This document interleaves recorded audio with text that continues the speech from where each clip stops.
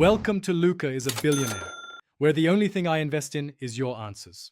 You start with a duplicate file so you never alter the original. Do that now. Open the copy in your chosen editor, then pick the healing or clone tool because those work differently. Healing blends texture and color while cloning copies pixels exactly.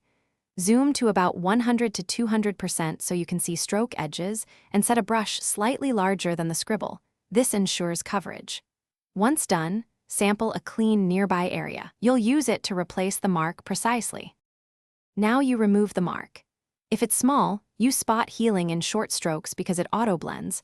For larger areas, use content-aware fill or patch to preserve surrounding texture. When cloning, lock your source and sample frequently so you don't repeat patterns that look fake.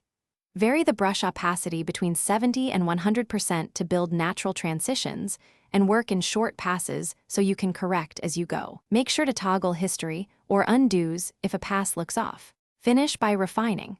Apply a subtle noise match or tiny blur to integrate the fixed area with the original grain.